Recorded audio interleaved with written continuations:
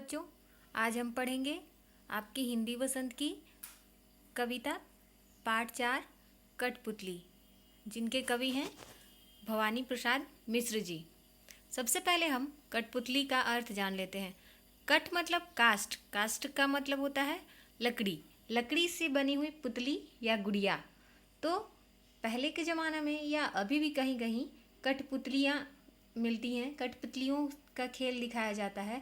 लकड़ी से बनी हुई पुतलियाँ होती हैं, गुड्डे गुड्डियाँ होते हैं, जिन्हें धागे के सहारे नचाया जाता है और उनके ऊपर कुछ गाने या फिर कहानियाँ स्टेज शो के द्वारा लोगों को दिखाया जाता है।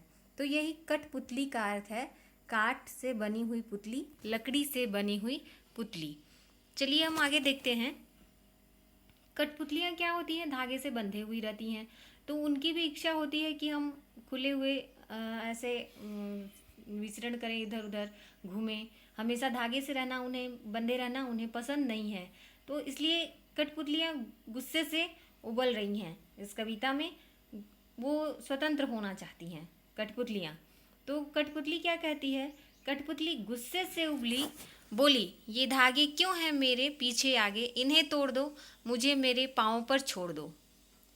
इसमें कठपुतली अपनी बात बता रही है कि उनके मन की क्या इच्छा है।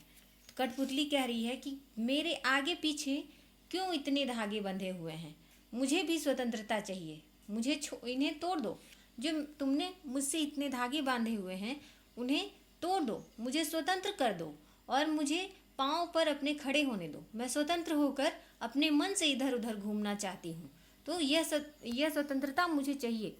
ये गुस्से में आकर एक कठपुतली क्या है बोलती है और स्वतंत्र होना चाहती है। सुनकर बोली और कठपुतलियाँ कि हाँ, बहुत दिन हुए हमें अपने मन के छंद हुए। अपने मन से छंद हुए मतलब स्वतंत्र हुए, अपने मन से गाए हुए। छंद क्या है? अपने मन से गीत गाना, अपने खुले आकाश में घूमना, खुले समाज में घूमना, जो उन्हें धागों से बांध के रखा गया है। तो उनके पीछे और भी कठपुतलियों की जो इच्छा है वह बताई गई है कि बाकी और कठपुतलियाँ क्या चाहती हैं। तो बाकी और कठपुतलियाँ या क्या बोलती हैं? सुनकर बोली और कठपुतलियाँ। तो कहीं भी आप देखते होंगे कि किसी बात को अगर कहना होता है तो हमें लीडर की आवश्यकता होती है। अगर एक पहले कोई आवाज़ उठाता है तो बाद में सब हाँ में हाँ मिलाते जाते हैं, सबको और भी हिम्मत आती जाती है। जैसे हम छोटा सा उदाहरण लेते हैं कि आपके स्कूल के ऑफिस में अगर आपको कुछ बात कहने जाना होता है तो अंदर घुसने से पहले आप लोग एक दूसरे को धक्का मुक्की करते हो, पहले तुम जाओ, पहले तुम जाओ। तो पहले जो जाता है तो उसके पीछे सबको बोलने की हिम्मत आ जाती है, आपकी बातें हो या आपकी शिकायत हो। तो ऐसे ही अगर एक कठपुतली बोलती है कि मुझे अपने पैरों पे खड़ा होना है, तो बाकी कठपुतलियाँ भी उसके पीछे से बोलती हैं कि हाँ, मुझे भी अपने पैरों पे खड़ा होना है, हाँ, हमें भी स्वतंत्रता चाहिए। हम भी बहुत दिन से अपने मन से छंद नहीं हुए हैं, मतलब हम स्वतंत्र नहीं हुए हैं। अपने मन से हम घूमे नहीं, गीत नहीं गाए अपने मन के, हमें बांध के रखा गया है। बाकी की कठपुतलियाँ भी यही बोलती हैं। मगर पहली कठपुतली सोचने लगी, ये कैसी इच्छा मेरे मन में जगी। अब क्या होता है, जब सब कठपुतलियाँ बोलने लगती हैं कि हमें भी स्वतंत्र होना है, तो पहली कठपुतली क्या सोचती है कि ये मैंने क्या कह दिया, अब तो इनकी जिम्मेदारी मेरे ऊपर आ जाएगी।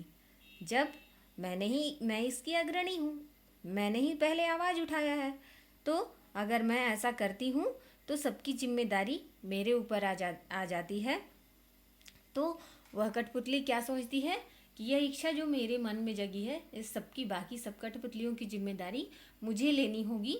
तो वह यह चाहती है कि मैं सोच समझ के कदम उठाऊं। वह कठपुतली सोच समझकर कदम उठाना जरूरी समझती है। यह थी आपकी कविता भवानी प्रसाद मिश्र के द्वारा लिखी हुई कठपुतली। अब हम मिलेंगे आगे के पाठ में अगले दिन।